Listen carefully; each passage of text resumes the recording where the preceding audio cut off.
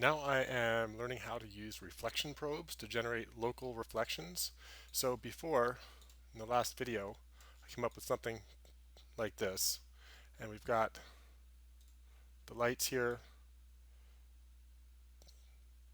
that we can manipulate, and we've got pretty cool lighting in here. So now what I can do, you'll notice though, if we look at this cube in here, it doesn't reflect the environment that it's in. So if I look at the material, even if I make it really smooth, there's no detail there because it's only reflecting the sky. So what we need to do is create something called a light probe, a reflection probe, and it's really simple to do. You just do light, create light, reflection probe. And I'm going to make sure it's at 0, 0, 0. And then what you have to do is you have to stretch out its bounds. You can use these handles on it to do it if you want.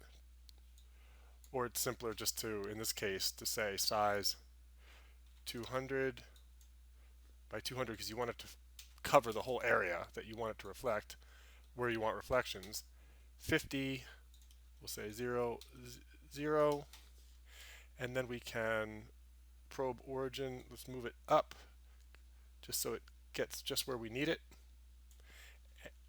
And so we've essentially put the scene in a box, a single box. And you can have multiple reflection probes in different areas. There's reasons why you might want to do that, but for now we just have one. And so far it doesn't look like anything really changed too much or at all. I'm going to make it a higher resolution one too. Until you do two things. First off, here in lighting, we have this set to auto. We've had this set to auto for a while, and that way it recalculates the global illumination and everything.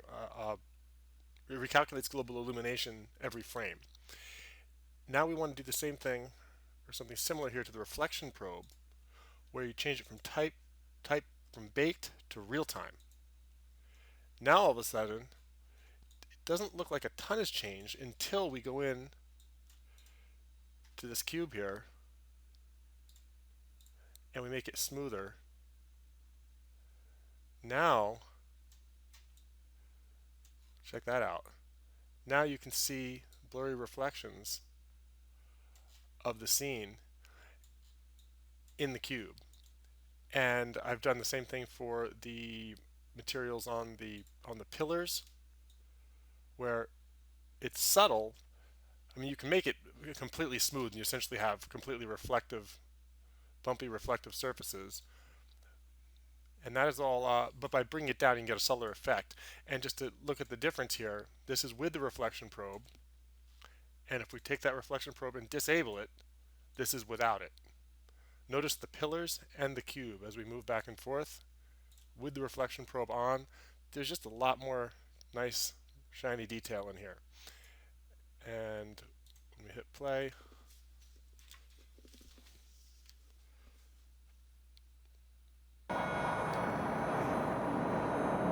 it's pretty cool.